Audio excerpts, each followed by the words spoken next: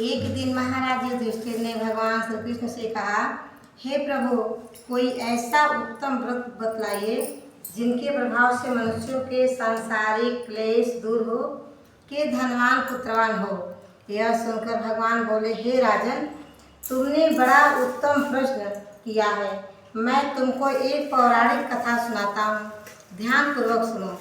एक समय लोमस ऋषि मथुरापुरी में वासुदेव देवकी के घर गए। ऋषि राज को आया हुआ देखकर दोनों अति प्रसन्न हुए तथा उनको उत्तम आसन पर बैठाकर उनकी वंदना कर सत्कार किया। तो मुनि प्रसन्न होकर उनको कथा सुनाने लगे। कथा कहते कहते लोमस ऋषि बोले, हे देवकी, दुष्ट दुराचारी पापी कंस ने तुम्हारे पुत्र मार डाले हैं, जिनके कारण तुम्हारा मन अत्यंत दुखी है। इसी प्रकार राजा नहुस की स्त्री चंद्रमुखी भी दुखी रहा करती थी, किंतु उसने संतान सप्तमी का व्रत किया, जिसके प्रताप से उसे संतान सुख प्राप्त हुआ। यह सुनकर देवकी ने मुनि से कहा, हे मुनिवर, कृपा करके चंद्रमुखी का संपूर्ण वृतांत व इस कथा को सविस्तार मुझे बतलाइए, जिससे मैं भी इस दुख से छुटकारा पाऊँ। लोमस ऋषि ने कहा, हे देवकी, अयोध्या के राजा नहुस थे। उनकी पत्नी चंद्रमुखी अत्यंत सुंदरी थी। उसी नगर में विष्णुगुप्त नामक एक ब्राह्मण रहता था। उसकी स्त्री का नाम भद्रमुखी था। वह भी अत्यंत रूपवान स्त्री थी। रानी व ब्राह्मणी में अत्यंत प्रेम था। एक दिन वे दोनों सरजू नदी में स्नान करके निर्मल वस्त्र पहनकर घर को लौट रही थी तो उन्होंने देखा सौभाग्यवती स्त्रियां एक मंडप में श्री गणेश पार्वती की मूर्ति स्थापित कर उनकी पूजा कर रही थी। रानी व ब्राह्मणी ने यह देखकर उन स्त्रियों से पूछा, बहनों, तुम यह किस देवता का पूजन व्रत आदि कर रही हो? यह सुनकर स्त्रियों ने कहा कि हम संतान सप्तमी का व्रत कर रही हैं और हमने शिव पार्वती गणेश का पूजन अक्षत चंदन आदि षोडशोपचार विधि से किया है।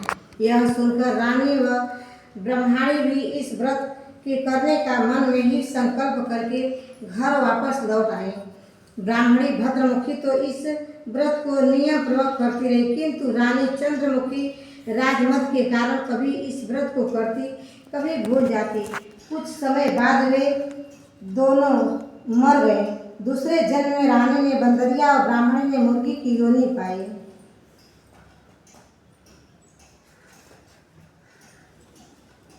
परंतु ब्राह्मणी मुर्गी की योनि में भी कुछ नहीं भूली और भगवान शिव पार्वती का ध्यान करती रही। उधर रानी बंदरिया की योनि में सब कुछ भूल गई थी। कुछ समय बाद इन दोनों ने यह देह भी त्याग दी। तीसरा जन्म मनुष्य योनि में हुआ। ब्राह्मणी ने तो एक ब्राह्मण के यहाँ कन्या रूप में जन्म तथा रानी ने एक राजा के यहाँ राजकन्या के रूप में जन्म लिया। उस ब्राह्मण कन्या का नाम भूषण देवी रखा गया। तब विवाह योग्य होने पर उसका विवाह अग्निभोज नामक ब्राह्मण से कर दिया गया। भूषण देवी ने अति सुशील स्वभाव वाले 8 पुत्र पैदा हुए। यह सब शिव जी के व्रत का फल था। दूसरी ओर शिव जी की पूजा से विमुख निसंतान रानी दुखी रहने लगी। रानी व ब्राह्मणी में जो प्रेम पूर्व जन्म में था वह अभी बना रहा और जब वृद्धावस्था को प्राप्त होने लगी तब उन्हें गूंगा बहरा बुद्धिहीन व अल्पायु वाला एक पुत्र हुआ तथा वह 9 वर्ष की आयु में ही इस संसार को छोड़कर चला गया। अब तो रानी पुत्र शोक से बहुत दुखी हो व्याकुल रहने लगी।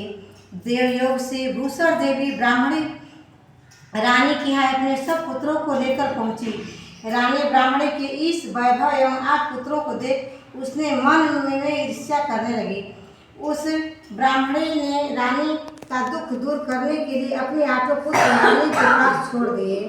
रानी ने पाप से वशीभूत होकर उस ब्राह्मण पुत्रों को लड्डू में जहर मिलाकर खिला दिया, परंतु भगवान शिव की कृपा से एक भी मृत्यु को प्राप्त नहीं हुआ।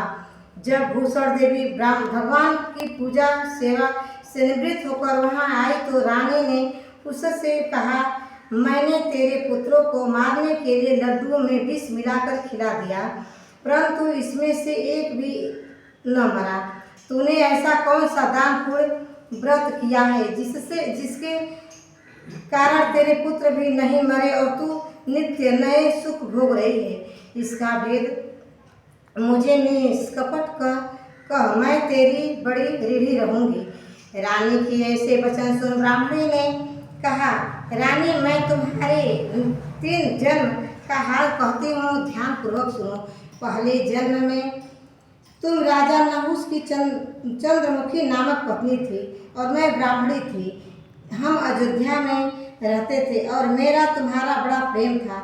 एक दिन हम सरजू में स्नान करने गए तो वहाँ कुछ स्त्रियों को संतान सप्तमी का व्रत व शिव पूजन करते देख हमने भी उस व्रत को करने का निश्चय किया, किंतु तुम तो राजमद के कारण सब भूल गए, जिसका फल तुम आज भी भोग रही हो। और मैं इस व्रत को नियम पूर्वक सदैव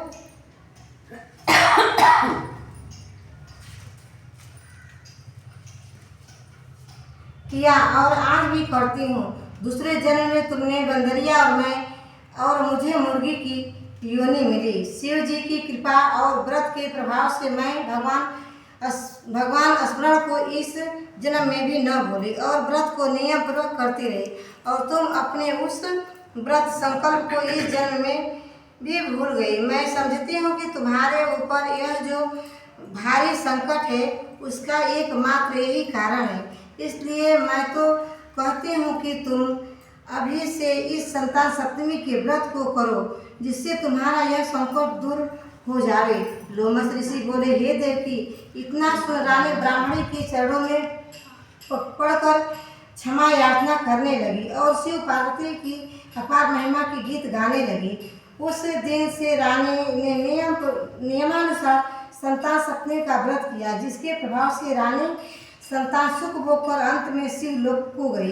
हे देवकी, भगवान शिव के व्रत का ऐसा प्रभाव है कि पथ भ्रष्ट मनुष्य भी अपने पथ पर अग्रसर हो जाता है और अंत में ऐश्वर्य भोग मोक्ष पाता है। लोमस ऋषि कहने लगे, हे देवकी, इसलिए मैं तुमसे भी कहता हूँ कि तुम भी इस व्रत को करने का अपने मन में दृढ़ संकल्प करो, तो तुमको भी संतान सुख प्राप्त होगा। इतनी कथा कहकर भगवान श्री कृष्ण ने धर्मराज युधिष्ठिर से कहा कि लोमस ऋषि इस प्रकार हमारी माता को शिक्षा देकर चले गए।